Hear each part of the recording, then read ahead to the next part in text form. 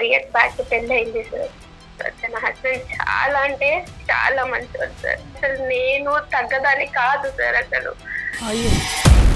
Kitty party అని చెప్పేసి ఇంకా డాన్స్ వేసుకోవడం, సో అట్లా పేకాట ఆడదాము, దీని వల్ల మనం డబ్బులు పెట్టుకుని ఆడొచ్చు అని చెప్పారు. అయితే ఒక రోజు ఒక 50,000 పెట్టి నేను కూడా ఆడాను.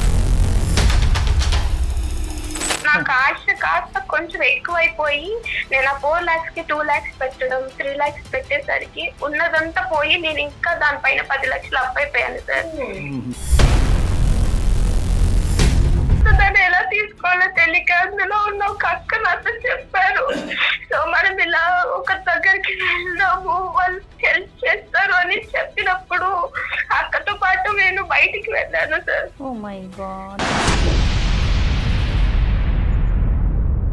సో తాకుండా ఉన్నప్పుడు వాళ్ళు ఈ ఆఫర్ ఇచ్చుంటే కనుక నువ్వు ఇలా రా మాతో పాటు అంటే కూడా వెళ్ళుండేదాన్ని. అవును సార్, వాళ్ళతో పాటు 1-2 సార్లు వెళ్ళాను సార్. నేను ఒక స్టేటస్ పెట్టాను. సో ఆ స్టేటస్ అతను చూసి ఆయన నా ఫొటోస్ అవన్నీ నాకు పంపించి మళ్ళీ ఒకసారి నా దగ్గరికి రా అని పెట్టాడు సార్. ఎవరు? ఆ పాతోడే. ఇప్పుడు ఒక లేడీ అనగానే అందరూ వచ్చేస్తారు మేడం. లేదు లేదు, నా బాధ ఎవరు అర్థం చేసుకోరు మేడం. పూర్తిగా అర్థం చేసుకున్నామండి. తను ఎన్ని తప్పులు చేసిందో తెలుసా సార్ మీకు? స్నానంకి వెళ్ళినప్పుడు నేను వాట్సాప్ చూస్తే తన ఫొటోస్ రావడం ఏంటిది అని చెప్పేసి అప్పుడు గట్టిగా అడిగితే అప్పుడు చెప్పాల్సి వచ్చింది. ఊర్లో పెద్ద మనుషుల దగ్గరికి వెళ్తాదని చెప్పేసి ముందే వేసిన డ్రామా సార్, అంతే. తప్పు తెలుసుకుందా? లేదు సార్, తప్పు తెలుసుకోలేదు సార్. నాకు తప్పు తెలిసిందని తెలుసుకుందా చెప్తుంది, అంతే సార్. ఆ రోజు తను స్నానంకి వెళ్ళకపోయినా లేదా తన ఫోన్ నేను చూడకపోయినా ఈ తప్పు ఇప్పటికి కూడా నాకు తెలిసేది కాదు కదా సార్. నా కళ్ళకి ఇంకా గంతలే ఉండేది కదా. నీకు ఒక ముళ్ళు కాదు, చాలా ముళ్ళు కూర్చుకున్నాయి. అప్పుడే చెప్పుంటే సింపుల్గా అప్పు తీర్చి ఉండేదానండి. శీలాన్ని తాకట్టు పెట్టి అప్పు తీర్చవలసిన అవసరం లేదు అని నువ్వు అనేటటువంటి మాటలకి నా నోరు జిప్పుడు. ఏం చేయలేను.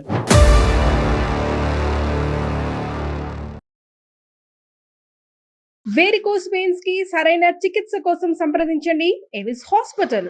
ఎవిస్ హాస్పిటల్ సమర్పించు అందమైన జీవితం కార్యక్రమానికి స్వాగతం. నమస్తే కళ్యాణ్. నమస్తే జయ గారు. కళ్యాణ్ గారు, ప్రశాంతి అనే ఒక అమ్మాయి మనకి మెయిల్ చేస్తుంది. తెలిసి తెలియక చేసిన ఒక చిన్న పొరపాటు ప్రశ్నార్థకం అయిపోతుంది తన జీవితం, తన మనుగడికి. అలాంటి సిచ్యువేషన్లో ఉన్న ఒక అమ్మాయి మనకి మెయిల్ చేస్తుందండి. పేరు ప్రశాంతి. ప్రశాంతి. ఎస్ డాక్టర్ గారు, ఒకసారి మరి ప్రశాంతికి కాల్ చేయమంటారా? చేయండి మేడం. ఎస్.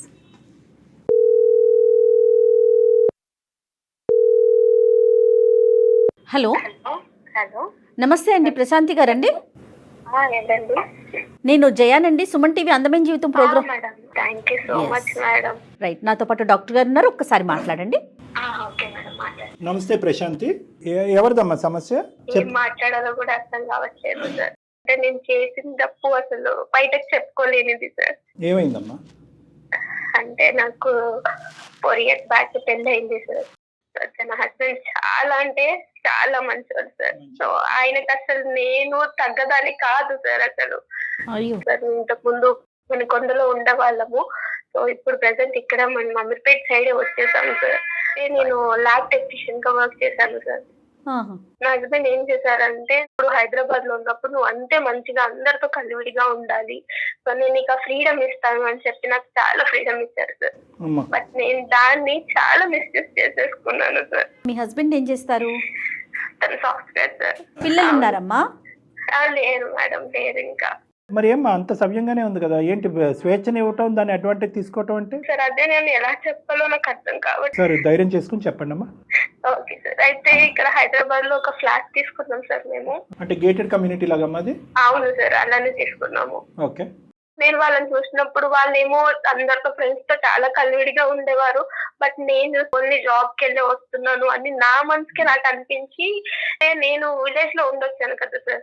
సో వాళ్ళ డ్రెస్సింగ్ కానీ, వాళ్ళ వే ఆఫ్ టాకింగ్ కానీ, ఫ్రెండ్స్ అందరు కలివిడిగా ఉండడము, సో కిట్టి పార్టీ లాంటివి చేసుకునేవాళ్ళు సార్. సో నాకు కూడా అందులో జాయిన్ అవ్వాలి అనిపించింది. కొత్త ప్రపంచాన్ని చూసావు. సో అయితే ఇంకా నా హస్బెండ్ కి చెప్పాను, నేను ఇట్లా కమ్యూనిటీలో వాళ్ళతోటి నేను ఇట్లా కిట్టి పార్టీకి వెళ్తానండి అన్నప్పుడు తను అన్నారు, సరే అమ్మా నీకు ఫ్రీ ఉన్నప్పుడు నువ్వు వెళ్ళు అని చెప్పేసి చెప్పారు సార్. ఇంకా ఆయన రెడ్ సిగ్నల్ ఇచ్చేసారు కదా అని చెప్పేసి నేనేం చేసేదానంటే జాబ్ కూడా వెళ్ళేదాన్ని కాదు. ఆయనకేమో వెళ్తున్నాను చెప్పేదాన్ని. బట్ నేనేం చేశానంటే ఎవ్రీడే వాళ్ళతోనే ఉండేదాన్ని సార్. నేను ఎవరు ఈ వాళ్ళు? నా అపార్ట్మెంట్ ఫ్రెండ్స్ సార్. అందరూ పెళ్ళైనటువంటి ఆడవాళ్ళేనా? అందరూ పెళ్ళి నాకంటే పెద్దవాళ్ళే సార్. ప్రతిరోజు ఉంటాయమ్మా కిట్టి పార్టీలు? మేడం ఒక్కొక్కరు ఇంట్లో ఒక్కొక్క రోజు ఒక్కొక్క విధంగా కిట్టి పార్టీ అని చెప్పేసి ఇంకా డాన్స్లు వేసుకోవడం ఇట్లా చాలా ఉన్నాయి మేడం అందులో. కిట్టి పార్టీస్ వరకు ఓకేనమ్మా, కానీ మరీ ఉద్యోగాలు మానేసి ఎక్కడికి వెళ్లకుండా అంత ఆ స్థాయి కిట్టి పార్టీలు చేసుకుంటారా మీ కమ్యూనిటీలో? అదే సార్, నాకు ముందు తెలియలేదు సార్. ఇదే హ్యాపీనెస్ ఇదే అనుకున్నాను నేను. ఏంటంటే కిట్టి పార్టీలో గేమ్స్ ఆడతాం మేడం. సో అట్లా పేకాట ఆడదాము, దీని వల్ల మనం డబ్బులు పెట్టుకుని ఆడొచ్చు అని చెప్పారు. అయితే ఒక రోజు ఒక 50,000 పెట్టి నేను కూడా ఆడాను. తీసుకెళ్లి అందులో పెట్టేశాను సార్. ఒక్కసారే పెట్టేశాను. ఉష్కాక లేదు సార్, ఫస్ట్ టైం నాకు 50,000 ఇంకా నాకే అదనంగా వచ్చాయి. తను పెట్టిన దానికి తనకు వచ్చింది మళ్ళీ రిటర్న్. ఇప్పుడు ఇంకా నాకు కూడా ఏమనిపించింది అంటే అయ్యే జాబ్ కి వెళ్ళడం ఎందుకు, ఇక్కడ ఏదన్నా ఎంటర్టైన్మెంట్ అవుతున్నాను, నాకు ఇంకా డబ్బులు కూడా వస్తున్నాయి అని నేను కూడా ఏం చేశానంటే ఎవ్రీ 2 weeks కి వెళ్ళడము. అట్లా నేను ఇందులోనే దగ్గర ఒక 4 lakhs సంపాదించేశాను సార్. మరి వాళ్ళెవరో తలబాదుకుంటారు, నీకు ప్రాబ్లం ఏంటి? నాకు ఆశ కాస్త కొంచెం ఎక్కువైపోయి నేను ఆ 4 lakhs కి 2 lakhs పెట్టడం, 3 lakhs పెట్టేసరికి ఉన్నదంతా పోయి నేను ఇంకా దానిపైన 10 లక్షలు అప్పైపోయాను సార్. మరి నీదే పెట్టావా, మీ ఆయన కూడా పెట్టావా? నా హస్బెండ్ గోల్డ్ కూడా కొంచెం ఉంటే అది కూడా పెట్టాను, కొన్ని మా ఎంగేజ్మెంట్ రింగ్ ఉంటే అది కూడా పెట్టాను. కానీ ఇంకా నాకు సరిపోలేదు సార్, అంటే నేను అది తీర్చలేకపోయాను. ఆ తర్వాత స్టార్ట్ అయింది సార్. అంటే ఏంటంటే నా ఫ్రెండ్స్ వాళ్ళ హస్బెండ్స్ వాళ్ళకి తెలిసిన ఫ్రెండ్స్ కూడా వచ్చేవారు సార్ అప్పుడప్పుడు. ఎలా చెప్పాలి సార్ ఇది? అయ్యో ఏంటమ్మా? అసలు నా హస్బెండ్ నేను ఇంత మోసం చేస్తాను అనుకోలేదు సార్. 10 లక్షలు అప్పులు పాలయ్యావు, ఓకే. 10 లక్షలు అప్పు దాన్ని ఎలా తీసుకోవాలో తెలియక అందులో ఉన్న ఒక అక్క నాతో చెప్పారు.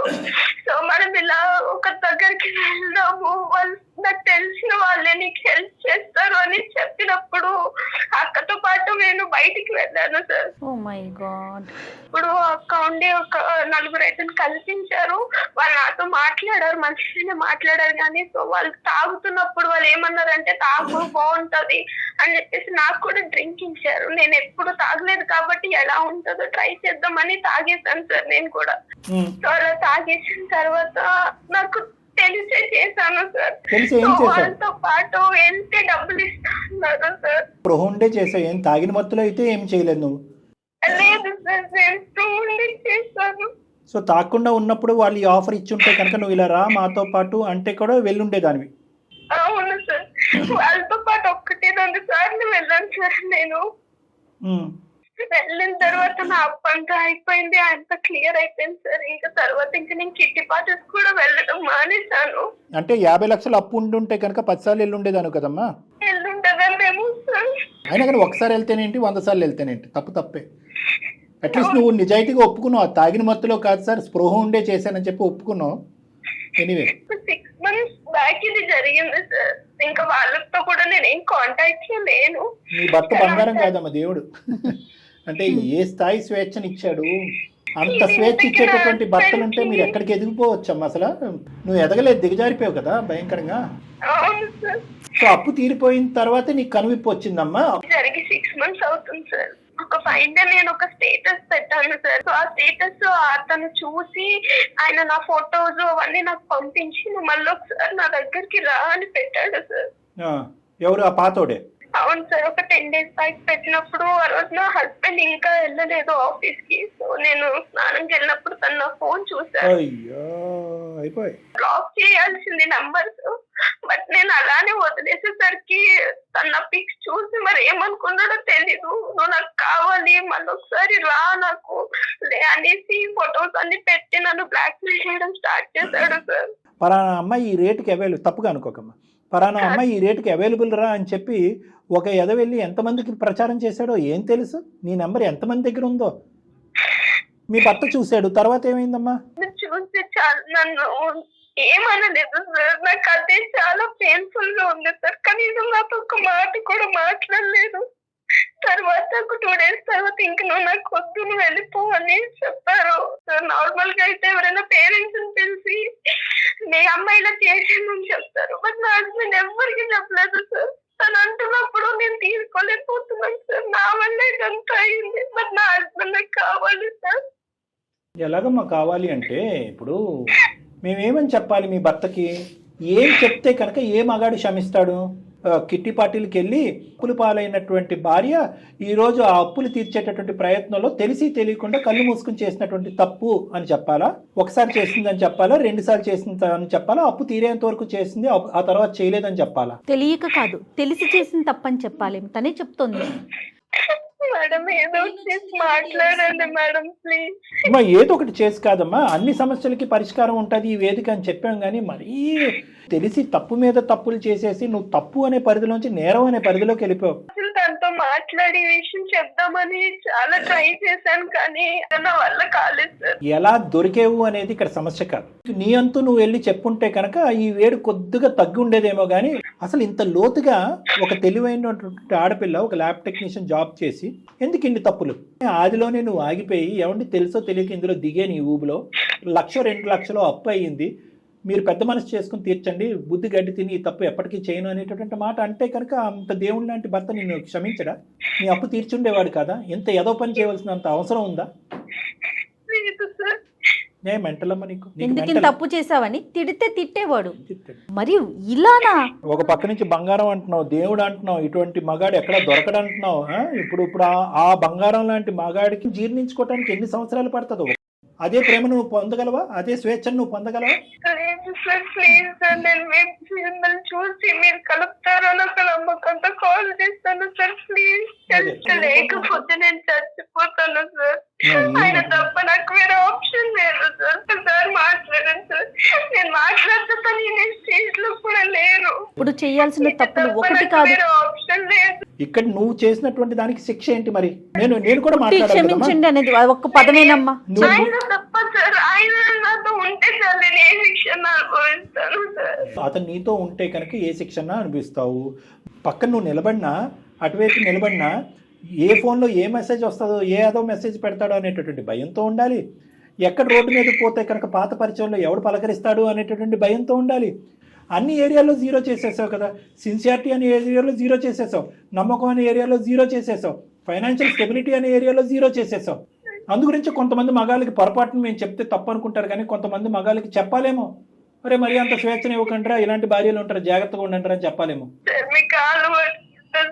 ఒక్క అవకాశం సార్, మీరు మాట్లాడితే తను వింటారు సార్. ప్లీజ్ సార్ ఒక్కసారి మాట్లాడండి. నువ్వు కాలు మొక్కుతానంటున్నావు, చేయకపోతే చచ్చిపోతానంటున్నావు, అన్నీ నీ పాయింట్ ఆఫ్ వ్యూవే మాట్లాడుతున్నావు. కానీ అవతల మనిషి ఏం పడుతున్నాడు, ఎంత బాధపడుతున్నాడు?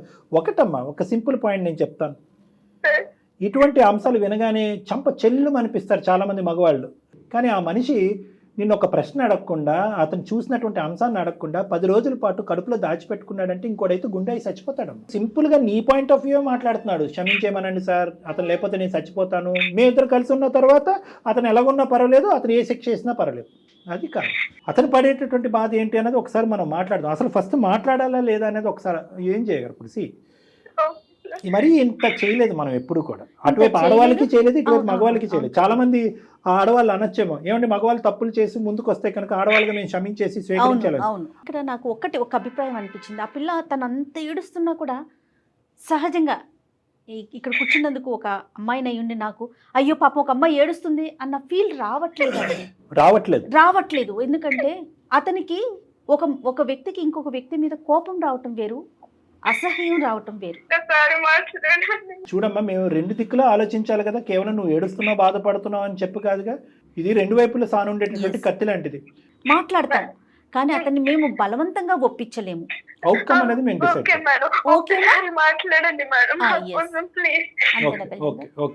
సరే, ఒకసారి కనెక్ట్ చేస్తావా? నువ్వు ఇప్పుడు ఎక్కడున్నావు, తను ఎక్కడున్నారు? సో మీరిద్దరు విడిపోలేదమ్మా? సారీ, కలిసే ఉన్నారు. ఏడు పాపి, ఒక 2 నిమిషాలు మేము చేసేది విను. పరిణామం గురించి ఆశపడద్దు. పరిణామం ఎలా ఉండొచ్చు అలా ఉండొచ్చు, దేనికన్నా ప్రిపేర్ అవ్వు. ఎందుకంటే ఈ వేదిక ఆ పరిణామం చూపెట్టకపోతే ఏ వేదిక ఆ పరిణామం చూపెట్టదు. కాబట్టి అల్టిమేట్ డెసిషన్ కి మాత్రం రెడీగా ఉండు. ఫోన్ కల్పమ్మ.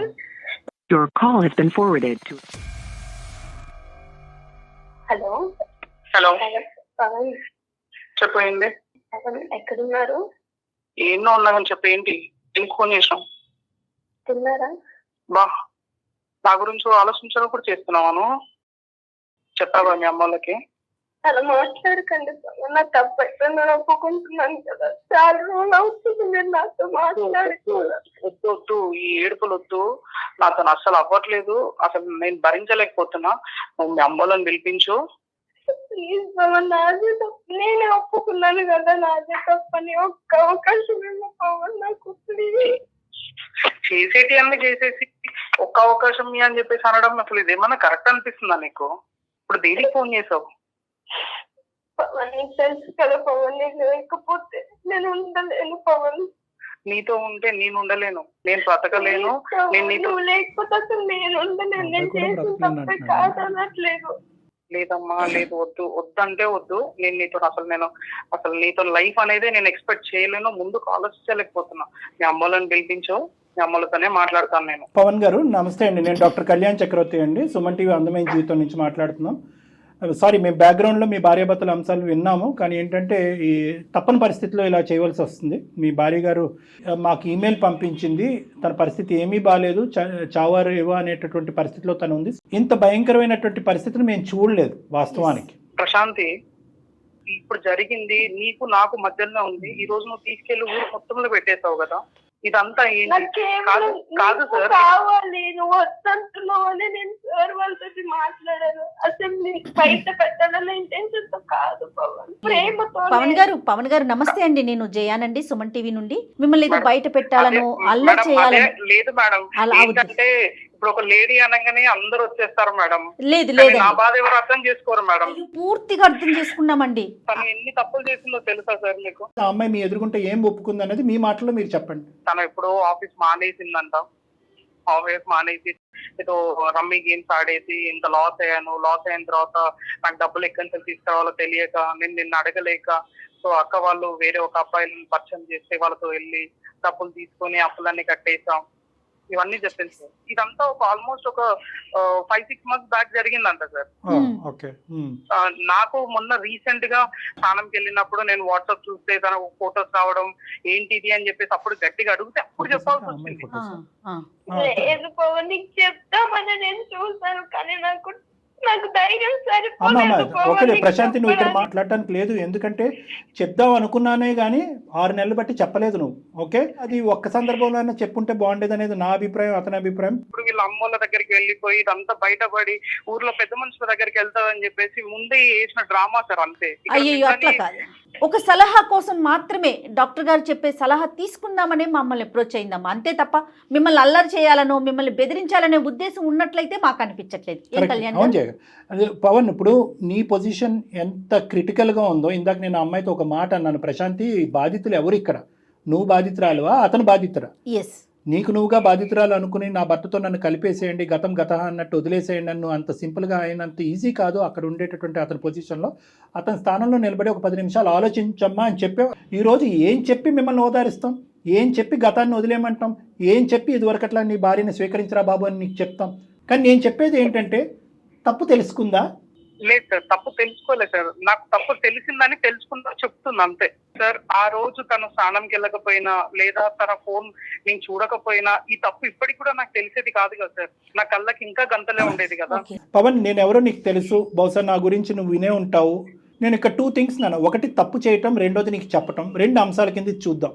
ఇక్కడ ఏంటంటే రెండిటిని ఒకే బుట్టలో వేస్తే కనుక ఆ అమ్మాయి డబుల్ క్రైమ్ చేసినట్టు అవుతుంది.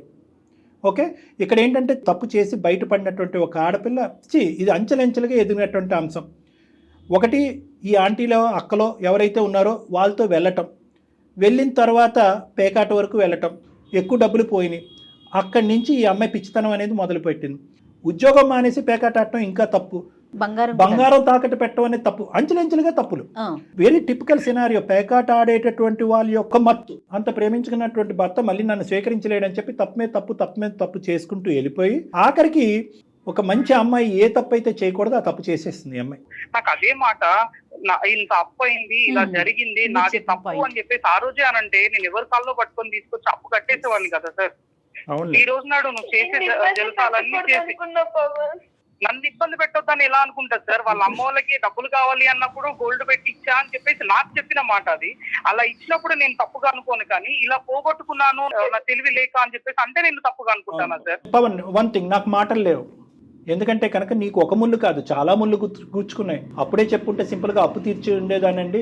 శీలాన్ని తాకట్టు పెట్టి అప్పు తీర్చవలసిన అవసరం లేదు అని నువ్వు అనేటటువంటి మాటలకి నా నోరు జిప్పుడు. ఏం చేయలేను సార్. ఈ 6 నెలల్లో తనకి ఎంత హెల్త్ బాగాలేకపోతే తనకి ఎన్ని సేవలు చేసుకున్నాను, తనని ఎలా చూసుకున్నాను, వాళ్ళ అమ్మ నాన్న ఎన్నిసార్లు ఇంటికి వస్తే వాళ్ళని ఎలా చూసుకున్నాను ఒకసారి అడగండి సార్. ఆ రోజు కూడా నా ప్రేమ కనిపించలేదు సార్ తనకి. పవన్ బాబు, ఆ అమ్మాయిని సమర్థిస్తున్నట్టు మాట్లాడటం కాదు, కానీ ఈ 6 నెలల పాటు ఆ అమ్మాయికి ఉన్నటువంటి సందిగ్ధ పరిస్థితి ఏంటి? భయం వర్సెస్ బాధ. ఎస్. భయం దేనికి? చెప్తే నువ్వు ఎలా రియాక్ట్ అవుతావు.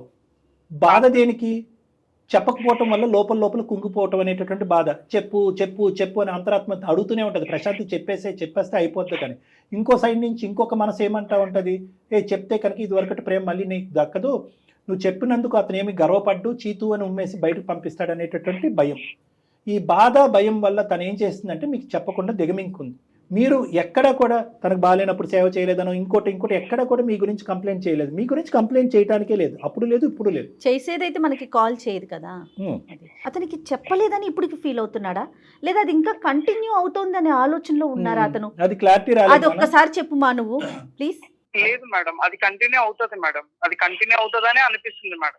ఎందుకంటే ఫస్ట్ ఆఫ్ ఆల్ మాట్లాడండి. ప్రేమించిన 3 సంవత్సరాల పాటు 4 సంవత్సరాల పాటు కాపురం చేసినటువంటి అమ్మాయి గురించి నీకు అంతే అర్థమైందా నాన్న? సార్ అదే 3 సంవత్సరాల్లో నాతో కలిసి ఉన్నది సార్. నా గురించి అప్పుడు కూడా అర్థం కాలేదా సార్? నేను ఇక్కడ తలదించుకుని బాబు అని అడగటం తప్ప ఇంకేమీ చేయలేను. నేను ఇక్కడ 100కి 200 మార్కులు పడిపోయినాయి నీకు. నువ్వు ఏం ఆలోచిస్తే అది. ఆ భిక్ష అమ్మాయికి పెడతావా పెట్టవా ఒక్కసారి ఆలోచించు. నాకు ఫ్యూచర్ లో కూడా ఇదే కంటిన్యూ అవుతుందేమో అని భయం అవుతుంది సార్. ఈ రోజు నాడు పిల్లలు లేరు కాబట్టి సరిపోయింది సార్. రేపు పొద్దున పిల్లలు బాధ్యత అన్ని ఉంటాయి కదా సార్. అవకాశం ఇవ్వు పవన్ ప్లీజ్. కావాలంటే నా ఫోన్ తీసేసుకో, నేను ఎక్కడికి వెళ్ళను. నన్ను ఇంట్లోనే పెట్టి తాళం వేసి నువ్వు పనికి వెళ్ళిపో. నేను ఎక్కడికి వెళ్ళా, ఇంట్లోనే ఉంటాను. నాకు నువ్వు కావాలి పవన్ ప్లీజ్. ఒక్క అవకాశం ఇవ్వు. ప్రశాంతి, ఒక్క నిమిషం తల్లి. విరిగిపోయినటువంటి గుండెలు నీ ఏడుపు వల్ల ఇప్పుడు నువ్వు ఒక సింపుల్ అతనితో కలవకపోతే నాకు చావు తప్ప ఇంకో దారి లేదంటున్నాడు. అతను ఏంటంటే నీతో కలిసినా చచ్చిపోతాడు, కలవకపోయినా చచ్చిపోయేటట్టున్నాడు. కలపకపోతే ఎందుకు చచ్చిపోతాడు అంటే కనుక ఎందుకంటే తన ప్రేమ ఇలాగా ఇదయింది కాబట్టి ఆ ఆలోచనతో అతను బ్రతకలేనటువంటి పరిస్థితి. కలిపిన ఎందుకు చనిపోతాడు అనేటటువంటి ఆలోచన ఇదేంటి? నేను ఇంతగా ప్రేమించినటువంటి ఈ అమ్మాయితోనే నేను కాపురం చేసి జీవితాన్ని ముందుకే తీసుకెళ్లేదని. అది ఆ క్షమాగుణం అనేది అతనికి మనసులో వచ్చి రావాలి అంతే తప్ప ఇప్పుడు పూర్తి మార్పు, కంప్లీట్ మార్పు అనేది రావాలి. డాక్టర్ గారు నేను లేకపోతే నువ్వు బలవంతం చేస్తే రాదమ్మా ఇది. పవన్ మీరేమంటారు? మేడం నాకు ఇప్పుడైతే నాకు తనతో లైఫ్ లీడ్ చేయాలని నాకు లేదు మేడం. లేదు, నేనైతే లీడ్ చేయలేను మేడం. పవన్ ప్లీజ్ పవన్, నువ్వు అంటే నాకు చాలా ఇష్టం. లేకపోతే నేను చచ్చిపోతా పవన్. అదే ప్రశాంతి, నేను ఏమంటున్నాను, జస్ట్ నేను అంటే నీకు ఇష్టమే, కానీ నువ్వు అంటే నాకు పిచ్చి ప్రేమ. అది నీకు అర్థం కాలేదు. నువ్వు మాట్లాడేసి మీ అమ్మోళ్ళ ఇంటికి వెళ్ళు. ఇంకా నేను ఉంటానా, ఈ మెంటల్ టెన్షన్ కే నేను ఎక్కడో ఒక దగ్గర పోతాను, అది నాకు తెలుసు. హ్యాపీగా లీడ్ చేయి, నీకు నచ్చినట్టు లీడ్ చేయి. ఇంకా నాది నేను చూసుకుంటా, నీది నువ్వు చూసుకో. ఏ పవన్ ఏం మాట్లాడుతున్నావమ్మా? పవన్ అలా కాదు నాన్న. ఇదా సమస్యకి పరిష్కారం? ప్రతి దానికి పరిష్కారం ఉంటుంది. ఎందుకు తెలుసా? ఈ మధ్యలో ఈ తప్పులు చేయటాలు, తప్పుల మీద తప్పు చేయటాలు ఇవన్నీ తాత్కాలికం, ఇవేం దీర్ఘకాలికం కాదు. నువ్వు ఇందాక అనుకున్నట్టు నాకు నమ్మకం లేదు అంటే కనుక ఆ మాటతో మాత్రం ఏకీభవించున్నాను. ఎందుకంటే నాకు ఉండేటటువంటి అనుభవంలో అటువైపు మాట్లాడేటటువంటి ఆడపిల్ల కానీ అబ్బాయి కానీ వాడు పడేటటువంటి వేదన బట్టి తప్పు అక్కడితో ఆపేరా కంటిన్యూ చేస్తున్నారా అనేది ఆ మాత్రం నేను జడ్జ్ చేయగలను. ఇక్కడ ఓన్లీ ఏంటంటే ఆ అమ్మాయి క్యారెక్టర్ మీద పడినటువంటి మచ్చ వల్ల ఈరోజు నువ్వు ఆ అమ్మాయితో కంటిన్యూ అవ్వా అని చెప్పే ఆప్షన్ నీకు ఇస్తున్నాం. కానీ ఆ అమ్మాయి ఇదే యథాయేచ్ఛగా కంటిన్యూ చేసుకుంటూ ఒక బిజినెస్ పరమైనటువంటి అంశాలను ముందుకు వెళ్ళిపోద్ది అనేటటువంటి నీ మాటను మాత్రం నేను ఖండిస్తున్నాను. ఎలా చెప్పగలరు సార్ డాక్టర్ గారు అంటే కనుక అది నా మనస్సాక్షి, నా అనుభవం, నా విశ్లేషణ. దయచేసి ఇరువైపులా నేను చచ్చిపోతాను ఈ చావు అనేటటువంటి పదాలు తీసి పక్కన పెట్టండి. ఎందుకు చచ్చిపోవాలి? ఏమైందని చచ్చిపోవాలి? మీ ఇద్దరి మధ్యన ఈ రోజుకైనా రేపటికైనా ఎప్పటికైనా కాపాడేటటువంటి ఒక బలం, ఒక శక్తి ఉందంటే కనుక అది మీ ప్రేమ. ఇప్పటికీ కూడా ఇద్దరు ఒకే మాట అన్నారు. నాకు ఆ అమ్మాయి తప్పు చేసినా నాకు ఆ అమ్మాయి అంటే పిచ్చి ప్రేమ అని నువ్వు అన్నావు. అవును ఇంత సార్. పిచ్చిగా ప్రేమించినటువంటి నా భర్తను నేను ఎలా వదులుకుంటానని ప్రశాంతి అన్నది. సో ఈ పిచ్చి ప్రేమ ఏదైతే ఉందో ఆ పిచ్చి ప్రేమ ఎప్పటికైనా మిమ్మల్ని, ఇప్పుడు కాకపోయినా ఎప్పటికైనా మిమ్మల్ని కలుపుతుందనే నమ్మకం నాకు ఉంది. నేను ప్రశాంతికి ఒక్కటే చెప్తున్నానమ్మా, వింటాను సార్. చచ్చిపోతాను అనే పదం వాడను, ఇలా చిటికేస్తే లేదు మంత్రంలాగా సార్. పవన్ నా ఎదురుగుంటే ప్రత్యక్షం అవ్వాలి అనే ఆలోచన నువ్వు విరమించుకుంటే నేను నీకు చెప్తా. చెప్పండి సార్, వింటాను. సో ఎప్పుడైతే కనుక ఈ న్యూస్ బయటకు వచ్చిందో ఆ అబ్బాయి ప్రాబ్లం స్టార్ట్ అయింది. సో ఆటోమేటిక్గా నువ్వు ఏమనుకుంటున్నావు అంటే అది అయిపోయింది కాబట్టి నెక్స్ట్ అతని వరకు వచ్చేసింది కాబట్టి 10 రోజుల్లో అతను మర్చిపోయి 11వ రోజు నా పక్కకు రావాలి అంటే రాలేడు. He also needs time. నువ్వు 6 నెలలు టైం ఎందుకు తీసుకున్నావు చెప్పు ఈ విషయం చెప్పడానికి నీ భర్తకి? 6 గంటలు 6 వారాలు 6 నెలలు కూడా ఇవ్వా మీ ఆయనకి జీర్ణించుకోవటానికి? అలా ఏం లేదు సార్. నో లేకుండా ఒకటి ఈ ఎపిసోడ్ లైవ్లోకి వెళ్తే 100కి 90 మంది నా మాటే అంటారు. ఏమండి ఆ అమ్మాయి కావాల్సినటువంటి తప్పులు అన్నీ చేసింది, తప్పులు చేసిన తర్వాత భర్తకు చెప్పుకోవటానికి కారణం ఏంటంటే మీరు చాలా సింపుల్గా చెప్పేశారు, భయం వర్సెస్ బాధ అని చెప్పేశారు అని చెప్పి ఆ అమ్మాయి 6 నెలలు టైం తీసుకుంది. ఈరోజు ఆ మెసేజ్ రాకపోతే కనుక 6 సంవత్సరాల టైం అనేది తీసుకుని ఉండేది. కాలంతో పాటు అన్నీ కరిగిపోతాయి కాబట్టి మఠం అయిపోయింది ఏంటంటే చేతులు దులుపుకుని ముందుకు వెళ్ళిపోయి ఉండేది. ఆ అమ్మాయి ఎప్పుడూ చెప్పుండేది కాదు. మరి అది అన్యాయం కాదండి ఆ అబ్బాయినని ఖచ్చితంగా అందరు నన్ను నిలదీస్తారు. ఏ కారణం చేత నువ్వు 6 నెలలు టైం తీసుకున్నావు? భర్త వెళ్ళిపోతాడేమో, బంధం తెగిపోద్దేమో అని భయంతో. అవును సార్. ఈరోజు 6 నెలల టైం మీ ఆయన తీసుకుంటే ఏంటమ్మా ఆలోచించుకోవటానికి, విశ్లేషించడానికి, ఈ బాధను జీర్ణించుకుని బయటకు రావడానికి ఆ మాత్రం సమయం కూడా ఇవ్వ. తనను మర్చిపోయినా, తనను వద్దనుకున్నా నేను ఉండలేను సార్. అమ్మ అతను నిన్ను వద్దనుకోవట్లేదు, ఎప్పటికీ అతని మనసులో నువ్వు ఎప్పటికీ ఉన్నావు. ఇందాక ఒక మాట అన్నాడు, ఇప్పటికైతే ఆ అమ్మాయి గురించి ఆలోచన నాకు రావట్లేదండి, మేమిద్దరు కలిసి ప్రయాణం చేయటం అనేటటువంటిది జీర్ణించుకోలేకపోతున్నాను అన్నాడు. ఇప్పటికీ అన్నాడు, ఎప్పటికీ అనలేదు. నా తప్పు నేను అంగీకరిస్తున్నాను, ఎటువంటి శిక్ష కన్నా రెడీయే, నా భర్తను నాకు ఇప్పించండి, మా ఇద్దరిని కలపండి, కలిపిన తర్వాత ఏదైనా చేయండి అనేటటువంటి మాట అంది. పూర్తి స్థాయిలో ఆ అమ్మాయి పశ్చాత్తాపం పొందుతుంది. ఆ పశ్చాత్తాపానికి నువ్వు జాలిపోయి వెన్నపూసలాగా కరిగిపోయి ఆ అమ్మాయితో కలిసి వెళ్ళిపోమని నేను చెప్పట్లేదు. నువ్వు ప్రస్తుతానికి ఎస్ ఆ నో అనేటటువంటి మాట మాట్లాడద్దు, కొంత సమయం తీసుకో. ఎందుకంటే ఏ సమాజం యాక్సెప్ట్ చేస్తుంది, ఏ కల్చర్ యాక్సెప్ట్ చేస్తుంది, ఏ దేశం యాక్సెప్ట్ చేస్తుంది? ఎవరు యాక్సెప్ట్ చేయరు ఇటువంటి పనిని. గతం గతహా కదండి, ఇప్పుడు మారిపోయినంటే కనుక ఎవరు యాక్సెప్ట్ చేయరు. సో కాబట్టి ఆ అమ్మాయికి తగ్గవలసినటువంటి గాయం తగిలింది, నువ్వు వేయవలసినటువంటి శిక్ష ఆల్రెడీ వేయటానికి నువ్వు రెడీ అయ్యావు కాబట్టి అంతటితో అది ఆపేసి నెంబర్ 1. నెంబర్ 2, ఏదో కారణం చేత ఆ అమ్మాయి తన జీవితాన్ని తను కొనసాగిస్తుంది, తన ఉద్యోగం తను చేసుకుంటుంది, తన జీవితం తను ముందుకు వెళ్తూ ఉంటుంది. దయచేసి ఆ అమ్మాయిని మాత్రం వాళ్ళ తల్లిదండ్రుల దగ్గరికి వెళ్ళి ఉండమనేటటువంటి ప్రయత్నం చేయొద్దు. మీరిద్దరు కలిసి ఉంటున్నట్టుగానే నటించండి కొంతకాలం. నా విన్నపం, ఇద్దరి యొక్క ఇమోషన్స్ చల్లబడాలి. ఎప్పుడైతే ఇమోషన్స్ చల్లబడతాయో ఆలోచన అనేది వస్తూ ఉంటుంది. ఎందుకంటే ఈ బాధ ఏదైతే ఉందో, నీకు ఆ అమ్మాయి మీద ఉండే ప్రేమ వర్సెస్ ఆ అమ్మాయి చేసినటువంటి తప్పు వర్సెస్ ఆ అమ్మాయి నీ దగ్గర గోప్యంగా దాచినటువంటి ఈ 3 అంశాలు కాలం ఎలాగ వీటిని పరిష్కరిస్తుంది అనేది వెయిట్ చేసి చూడవలసినటువంటి అవసరం ఉంది. వీటన్నిటి మధ్యన ఒక హోరాహోరీ పోటీ జరగబోతుంది రానున్న రోజులు. Over a period of time నీ భార్య ఎలా మారుతుంది అనేటటువంటిది నీకు ఆటోమేటిక్గా తెలుస్తుంది. ఎలాగన్నది కూడా నేను చెప్తాను. మీరిద్దరూ ప్రతి 2 వారాలకు కానీ వారానికి ఒకసారి కానీ నా దగ్గరికి రండి. ఇది నేనేం మాట్లాడను, ఎవరు మాట్లాడవలసింది వాళ్ళు మాట్లాడతారు, ఎవరు చెప్పవలసింది వాళ్ళు చెప్తారు, ఎవరు ఏమేం చేస్తున్నారు అనేటటువంటిది అది. ఆ అమ్మాయి మీద నువ్వు ఎటువంటి ట్రాకింగ్ చేసుకుంటావో చేసుకో. నువ్వంటే నాకు పిచ్చి ప్రేమ నేను చచ్చిపోతాను, నువ్వంటే నాకు పిచ్చి ప్రేమ నేను చచ్చిపోతాను అన్నారు కాబట్టి ఇక ప్రేమ అనేటటువంటిది ఉంది కాబట్టి ఆ ప్రేమ ఈ రోజు కాకపోయినా ఎప్పటికైనా మిమ్మల్ని కలుపుతుంది, గత స్మృతులను తీసేస్తుంది, జ్ఞాపకాలను తీసేస్తుంది అని ఒక చిన్నపాటి నమ్మకంతో ఈ సలహా సూచన ఇచ్చేటటువంటి ధైర్యం చేస్తున్నాను. 6 నెలల తర్వాత కూడా ఇదే అభిప్రాయం, ఇదే ఆలోచన, ఇదే వాడి వేడి ఉంటే కనుక ఎవరి దారి వాళ్ళు చూసుకోండి. ఎందుకంటే అంతకాలం ఉండేటటువంటి వాడి వేడి జీవితాంతం ఉంటుంది పవన్. సో అప్పుడు మిమ్మల్ని కలపటం కూడా వ్యర్థం. అంటే సింపుల్గా చెప్పాలంటే పెద్దలు అంటారు కదా, time is the best healer అని. కాలం అన్నిటికీ పరిష్కారం చెప్తుంది. ఏమంటా పవన్? లేదు కాదు కూడదు, 6 నెలలు ఏంటి 6 నిమిషాలు కూడా నేను టైం ఇవ్వను అని నువ్వు అన్నా దానికి కూడా మేము నో చెప్పలేం. అంతే కదా, మీదేనండి డెసిషన్ అయితే పూర్తిగా మీదే. అమ్మ నువ్వు బలవంతం పెట్టొద్దమ్మా ప్రశాంతి ప్లీజ్. అతన్ని డెసిషన్ తీసుకొని అప్పుడు అది నీకు లైఫ్ లాంగ్ ఉంటుంది. ఓకే మేడం, మీరు చెప్పినట్టు నాకు కొంచెం టైం ఇవ్వండి. సూపర్. తర్వాత ఇంకొక విషయం అండి, ఈ అమ్మాయికి వేరే అతను సారీ పవన్ ఉన్నారు మరి, అదే ఫొటోస్ బెదిరించి అది ఎస్ మనం మరి సైబర్ క్రైమ్ని కూడా మనం అప్రోచ్ అవుదామమ్మా. దాని గురించి నువ్వైతే భయపడాల్సిన అవసరం లేదు, అంతే కదా కళ్యాణి గారు? అంటే ఏంటంటే ఎటువంటి వెబ్సైట్లో ఉన్నా, ఎటువంటి ఫోనుల్లో ఉన్నా ఎవరైనా కూడా ఇది కావాలని ఒక విధంగా చేసేటటువంటి ప్రయత్నం చేసినా అలాంటి వాళ్ళందరినీ కూడా మనం నియంత్రించడానికి సైబర్ క్రైమ్కి వెళ్ళి కంప్లైంట్ కూడా ఇద్దామమ్మా మనం. ఓకే, నీ ఫోన్ నెంబర్ అర్జెంట్గా మార్చేసి. నీ ఫోన్ నెంబర్ కూడా అర్జెంటుగా మార్చాలి. ఎస్. సో ఎవరికి వారు సపరేట్గా ఉండండి అమ్మా, కాలమే నిర్ణయిస్తుంది. ఇంతకు మించి అసలు మాట్లాడేది లేదు, చెప్పేది లేదు. ఉండాలా విడిపోవాలా అనేటటువంటి నిర్ణయం ఈ నిమిషం ఈ రోజు తీసుకోవద్దు. మనం వేచి ఉందాం. ఎవరి బాధ వాళ్ళు చల్లారిన తర్వాత అప్పుడు వాళ్ళు మనస్ఫూర్తిగా ఏ నిర్ణయం తీసుకుంటే దాన్ని ఏకీభవిద్దాం. ఓకేనమ్మా? Okay sir. రైట్. పవన్ ఓకేనండి? Okay madam. Okay. Thank you so much Pavan garu. నేనైతే స్పెషల్ థ్యాంక్స్ చెప్తానండి. చాలా ఎందుకంటే ఎంత మెచ్యూర్డ్గా మీరు ఆలోచించి ఎంత మెచ్యూర్డ్గా మాట్లాడారు అంటే, డాక్టర్ గారు చెప్పిన ప్రతి మాటని అంగీకరించారు. దీంతో పాటు ఇంతకు ముందు మీ వైవాహిక జీవితం మొదలైనప్పటి నుంచి ఆ అమ్మాయితో మీకున్న రిలేషన్ ఒకసారి గుర్తు చేసుకోండి please. Yes. Okay. Thank you. Never use the word death or suicide. Okay. Be hopeful. Yes, be hopeful, positive.